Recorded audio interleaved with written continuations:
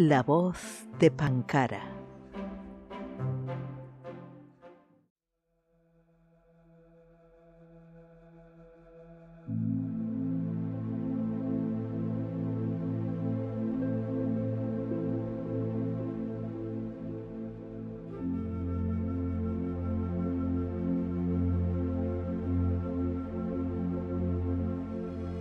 Reyes, sacerdotes, señores feudales, patrones de industrias y padres han insistido durante siglos en que la obediencia es una virtud y la desobediencia es un vicio. Para presentar otro punto de vista, enfrentamos esta posición con la formulación siguiente: la historia humana comenzó con un acto de desobediencia y es probable que termine por un acto de obediencia. Según los mitos hebreos y griegos, la historia humana se inauguró con un acto de desobediencia. Adán y Eva, cuando vivían en el jardín del Edén, eran parte de la naturaleza, estaban en armonía con ella, pero no la trascendían. Estaban en la naturaleza como el feto en el útero de la madre.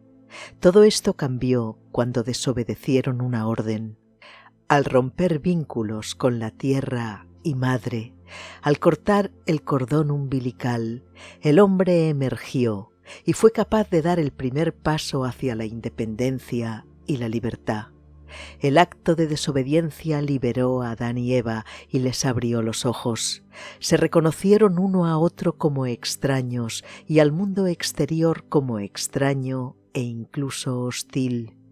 El pecado original, lejos de corromper al hombre, lo liberó.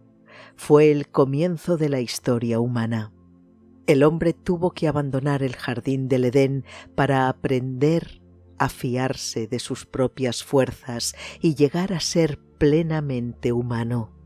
Para los profetas, la historia es el lugar en que el hombre se vuelve humano, desarrollando sus capacidades de razón y amor, hasta crear una nueva armonía entre él, sus congéneres y la naturaleza. Esta nueva armonía se describe como el fin de los días, ese periodo de la historia en que hay paz entre el hombre y entre el hombre y la naturaleza. Es un nuevo paraíso creado por el hombre mismo. También para el mito griego de Prometeo, toda la civilización humana se basa en un acto de desobediencia. Prometeo, al robar el fuego de los dioses, echó los fundamentos de la evolución del hombre. No habría historia humana si no fuera por el crimen de Prometeo. Él, como Adán y Eva, es castigado por su desobediencia, pero no se arrepiente ni pide perdón. Por el contrario, dice orgullosamente: «Prefiero estar encadenado a esta roca antes que ser siervo obediente de los dioses». El hombre continuó evolucionando mediante actos de desobediencia. Su desarrollo espiritual solo fue posible porque hubo hombres que se atrevieron a decir no. Pero además, su evolución intelectual dependió de su capacidad de desobediencia. Desobediencia a las autoridades que trataban de amordazar los pensamientos nuevos y a la autoridad de acendradas opiniones según las cuales el cambio no tenía sentido. Si la capacidad de desobediencia constituyó el comienzo de la historia humana, la obediencia podría muy bien provocar el fin de la historia humana. No estoy hablando en términos simbólicos o poéticos. Existe la probabilidad de que la raza humana destruya la civilización y también toda la vida sobre la Tierra. Estamos viviendo técnicamente en la era atómica, pero la mayoría de los hombres, incluida la mayoría de los que están en el poder, viven aún emocionalmente en la edad de piedra. Si la humanidad se suicida, será porque la gente obedecerá a quienes le ordenan apretar los botones de la muerte, porque obedecerá a las pasiones arcaicas de temor, odio y codicia, porque obedecerá a los clichés obsoletos de soberanía estatal y honor nacional. Pero no quiero significar que toda la desobediencia sea una virtud y que toda la obediencia sea un vicio. Tal punto de vista ignoraría la relación dialéctica que existe entre obediencia y desobediencia. Un acto de obediencia a un principio es necesariamente un acto de desobediencia a su contraparte, y viceversa. Antígona constituye el ejemplo clásico de esta dicotomía. Si obedece a las leyes inhumanas del Estado, Antígona debe desobedecer necesariamente las leyes de la humanidad. Si obedece a estas últimas, debe desobedecer a las primeras. Todos los mártires de la fe religiosa, de la libertad y de la ciencia han tenido que desobedecer a quienes deseaban amordazarlos para obedecer a su propia conciencia, a las leyes de la humanidad y la razón. Si un hombre solo puede obedecer y no puede desobedecer, es un esclavo, y si solo puede desobedecer y no obedecer, es un rebelde, no un revolucionario.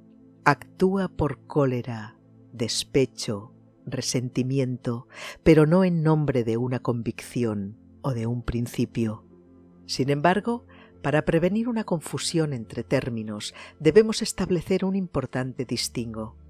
La obediencia a una persona, institución o poder es sometimiento, implica la abdicación de mi autonomía y la aceptación de una voluntad o juicio ajenos en lugar del mío. La obediencia a mi propia razón o convicción no es un acto de sumisión, sino de afirmación. Mi convicción y mi juicio, si son auténticamente míos, forman parte de mí. Si los sigo, me estoy siguiendo a mí mismo. Es preciso dos precisiones más. La palabra conciencia se utiliza para expresar dos fenómenos que son muy distintos entre sí. Uno es la conciencia autoritaria, que es la voz internalizada de una autoridad a la que estamos ansiosos de complacer y temerosos de desagradar. La conciencia autoritaria es la conciencia de la que habla Freud y a la que llamó superyo.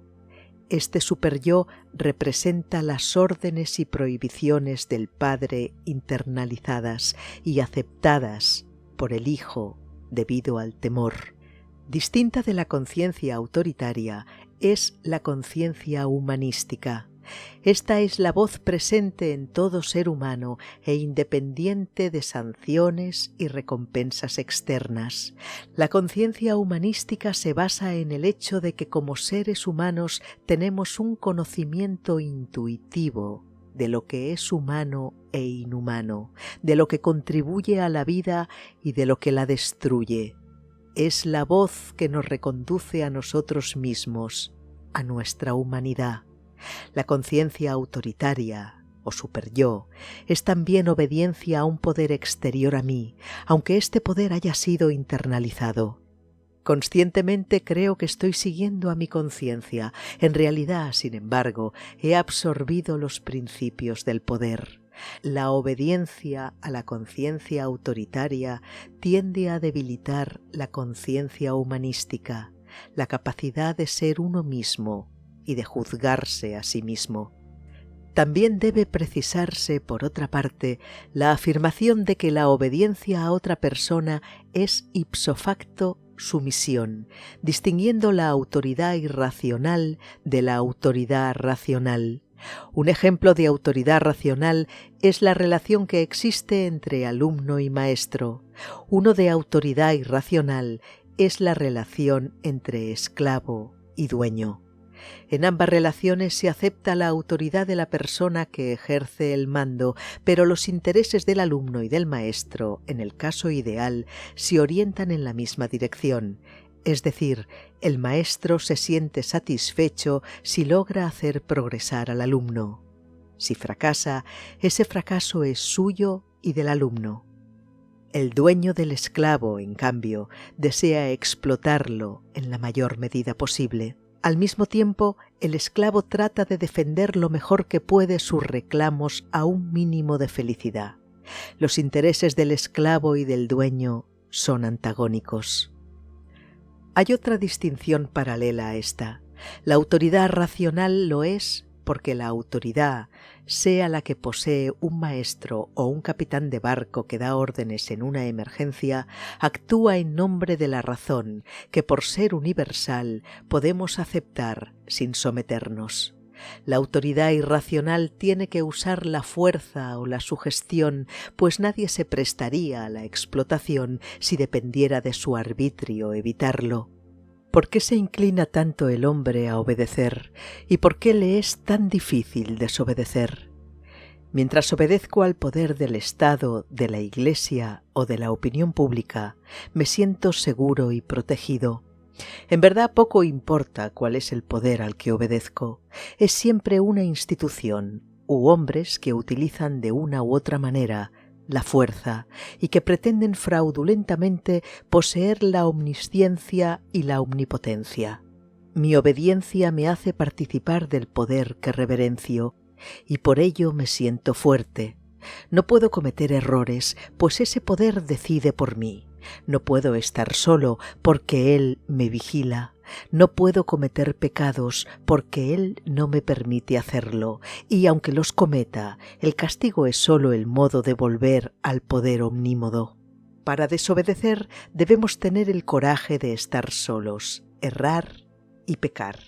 Pero el coraje no basta. La capacidad de coraje depende del estado de desarrollo de una persona.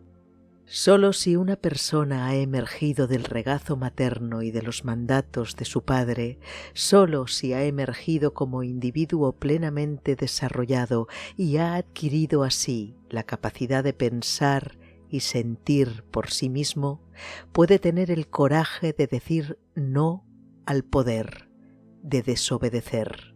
Una persona puede llegar a ser libre mediante actos de desobediencia, aprendiendo a decir no al poder. Pero no solo la capacidad de desobediencia es la condición de la libertad. La libertad es también la condición de la desobediencia. Si temo a la libertad, no puedo atreverme a decir no. No puedo tener el coraje de ser desobediente. En verdad, la libertad y la capacidad de desobediencia son inseparables. De ahí que cualquier sistema social, político y religioso que proclame la libertad, pero reprima la desobediencia, no puede ser sincero.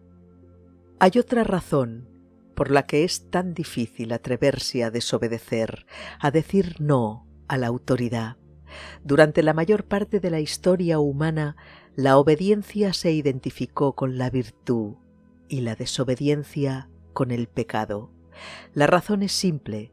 Hasta ahora, a lo largo de la mayor parte de la historia, una minoría ha gobernado a la mayoría. Este dominio fue necesario por el hecho de que las cosas buenas que existían solo bastaban para unos pocos y los demás debían conformarse con las migajas. El hombre ha perdido su capacidad de desobedecer. Ni siquiera se da cuenta del hecho de que obedece. En este punto de la historia, la capacidad de dudar, de criticar y de desobedecer puede ser todo lo que media entre la posibilidad de un futuro para la humanidad y el fin de la civilización.